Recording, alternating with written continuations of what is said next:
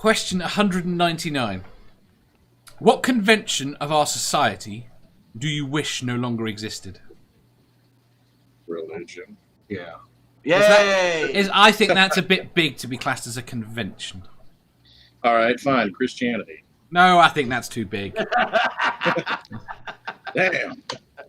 All right.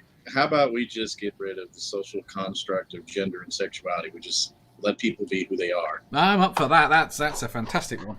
Does that count as that is a social construct. Yes. So that would be a construct of our. I'm all in favor of that.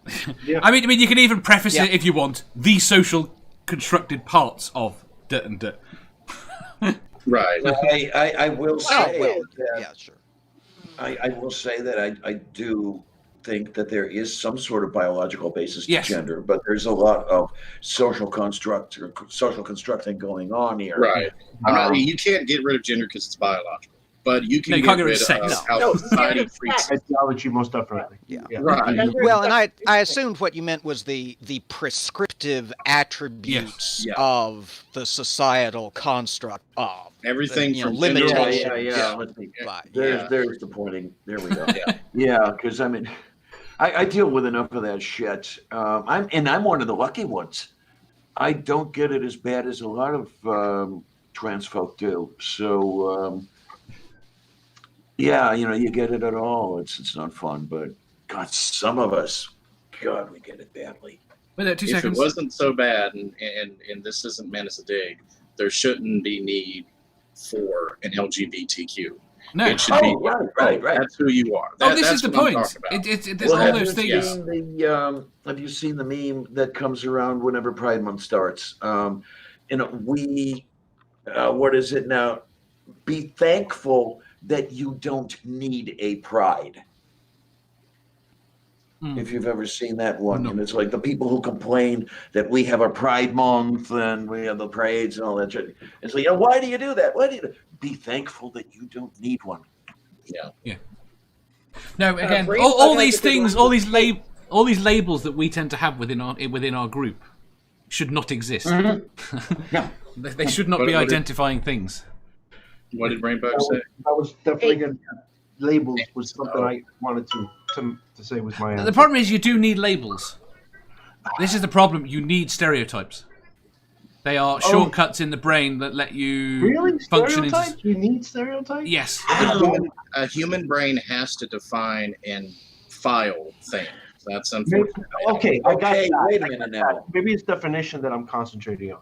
Because I was going to say, when you say stereotype, are you talking about the exaggerated emphasis on certain qualities? To some degree, yes. So, that I could do without. The problem is everyone needs it. You need it to some degree.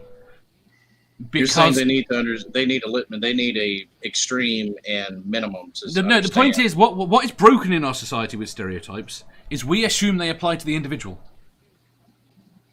where they don't. Okay. It's all right for me to treat all Icelandic people, right, that are abstract to me as X, Y, and Z. Because it is an abstract notion. I don't need to think about any one of those people as individuals.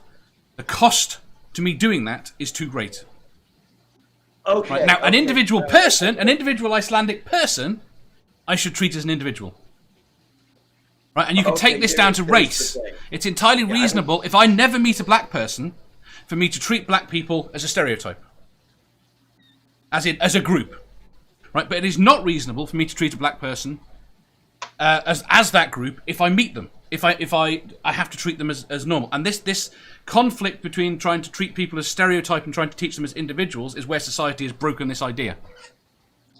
But I can speak, and I had touched on this yesterday.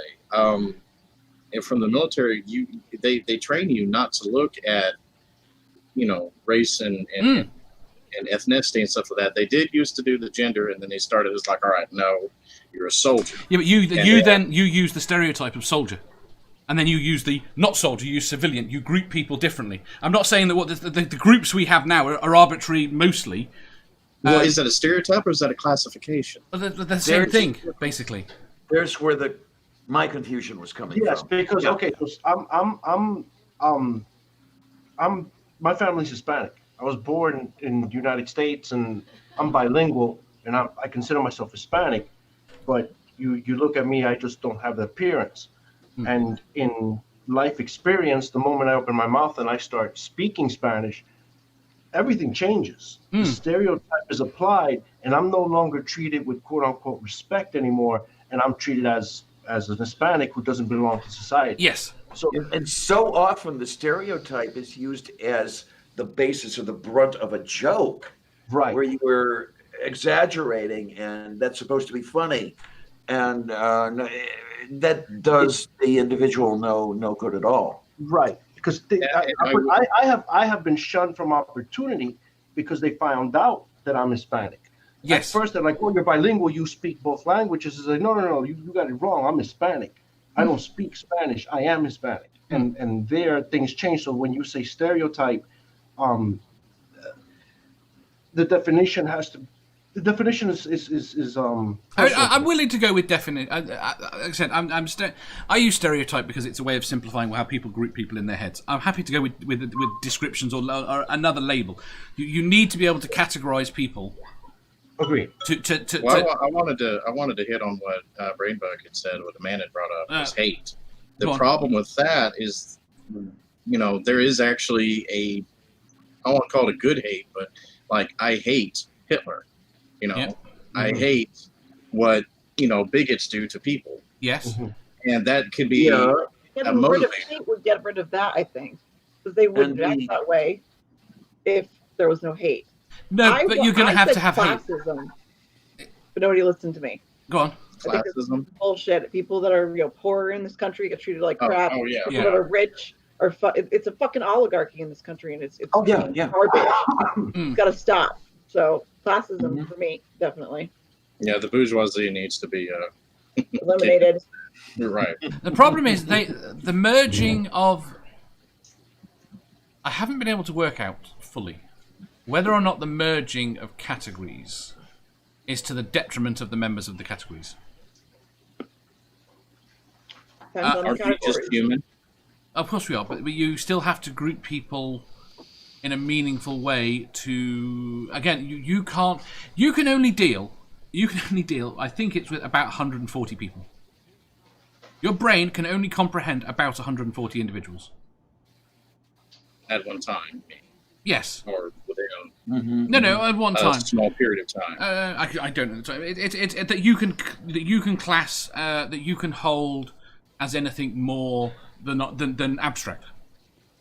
And that includes, if you've got people that you remember, you can forget people and learn new people into that. Right. Well, if you live in a city like New York, literally thousands of people. Yeah, I've literally come across thousands of people. Yes, right. But I can.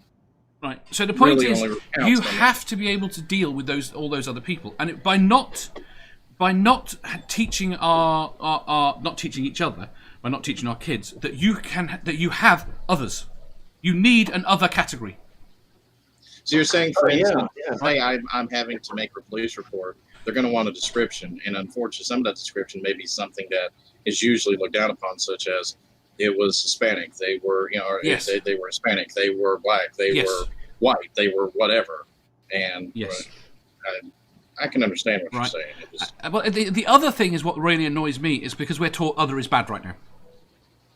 There are loads of little things that teach other is bad, and the other category is the one where we should be teaching people that the random stranger you should treat like this, and you should not trust. I think about it a lot in terms of trust. Okay, if you have you're driving along, I'll go with being female because it's worse. If you're driving along and you stop at some traffic lights and someone knocks on the window, you wind the window down a crack to talk to them. Right, and maybe you do. But just wait. Right, and the point is you say that they would turn around and say, "Well, can you wind it down? I want to talk to you. You want to wind it down more?" And they try and talk you using it. Well, don't you trust me? No, I don't. Most people won't say that. That's the problem, because we're not taught that others should be in this category. They take advantage of the fact that it's disarming to us by saying, "Don't you trust me?" Even though it's a complete stranger and you shouldn't. And this is what I really That's an hate automatic way to put me on my guard, is to say, don't you trust me? I'm like, well, why the fuck should I? That's not how most people react, unfortunately. It's a real thing. I distrust men I don't know. I mean, you shouldn't trust anyone you don't know. How to not trust men I don't know. This is what's really fun. And here's another show I've got to do about being on both sides of that divide. I mean, I was trying to be a boy years ago. And then I finally transitioned to look like what I really am. And I got to see how society perceives both sides. Oh, my word, it's enlightening. As a guy, I would have walked down the streets any time of day except for certain select neighborhoods. And I would not worry.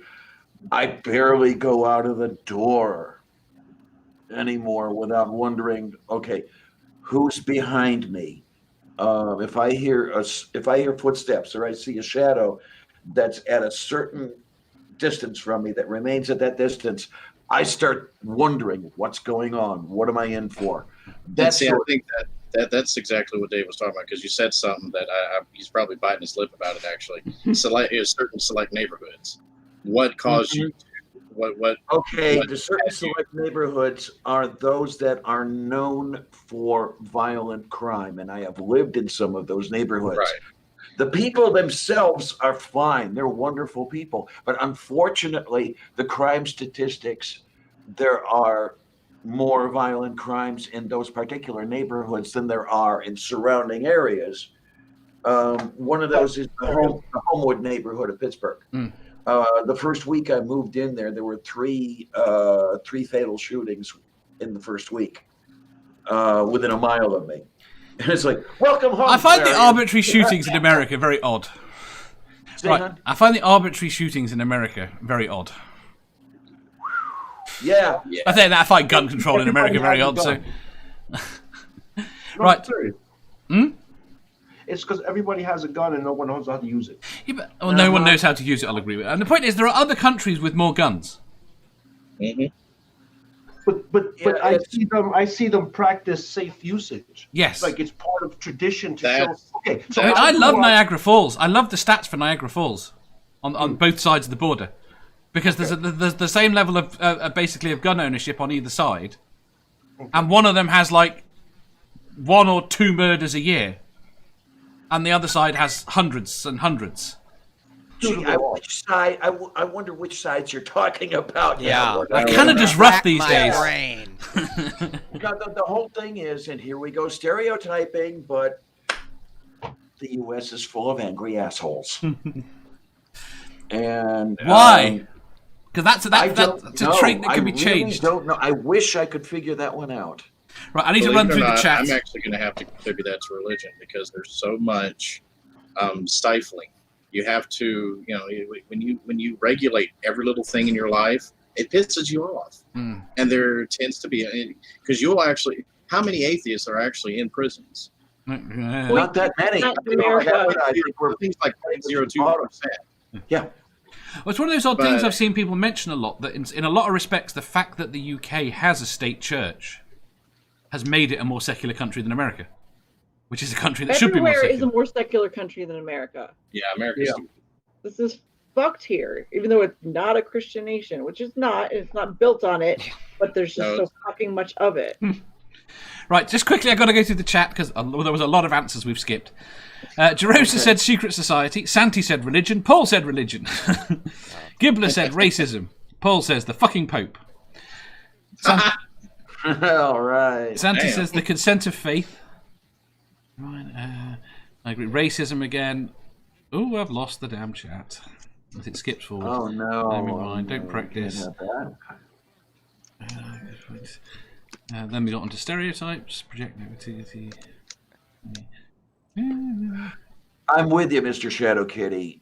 Shadow Kitty says it's a victim of violent crime. I'm always vigilant when I'm out.